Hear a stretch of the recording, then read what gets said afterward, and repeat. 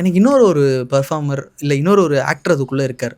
அவரை பற்றியும் பேசணும்னு நினைக்கிறேன். அவர் ஒரு 2 சீன் பண்ணியிருந்தார். ஸ்கூலில் அந்த ஃபர்ஸ்ட் லவ் இருக்கும் போது நடுவில் ஒருத்தர் வருவார். அடுத்து அனஸ்வரா கூட செல்ஃபி ஒருத்தர் எடுப்பார். ஏங்க அது ஒரு பெர்ஃபார்மன்ஸ், நீங்கள் இதை வேறு அட்ரஸ் பண்ணி சொல்கிறீங்க. சாரே தான், அந்த குழந்தையே நான் தான் அப்படிங்கிற மாதிரி.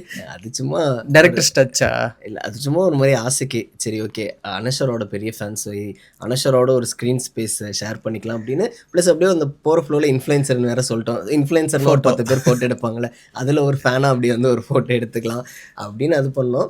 அண்ட் ஸ்கூலில் பண்ணுறப்ப அது அங்கேருந்து லைக் எல்லாருமே கொஞ்சம் கேட்டாங்க, இங்கே பண்ணுறது தான் கரெக்டாக இருக்கும், இங்கே பண்ணுறது தான் சூப்பர் கேமியோவாக இருக்கும் அப்படின்னு சொல்லி ஒரு மாதிரி கேட்டாங்க. அதனால் அங்கேயும் ஆசைக்கு பண்ணேன். சரி ஏதோ ஒன்று வச்சுக்கலாம் அப்படின்னு நினச்சேன். ரெண்டுத்தையும் அப்படியே சரி ஓகே. படத்தில் எவ்வளோ பெரிய லாஜிக் மிஸ்டேக் தெரியுமா? அது எப்படிங்க லாஜிக் மிஸ்டேக் ஆகும்? அனஸ்வரா அபி 2 பேருமே அந்த சும்மா கலாய்க்கிற மாதிரி சொன்னேன். ஸோ அது லாஜிக் மிஸ்டேக்லாம் கிடையாது. மதன்ன்ற ஒருத்தனும் அந்த ஸ்கூலில் படிச்சிருக்கான். அவன் சென்னையில் இப்போ எங்கேயோ வேலை பார்த்துட்டு இருக்கான். அவ்வளோதான். சூப்பர்.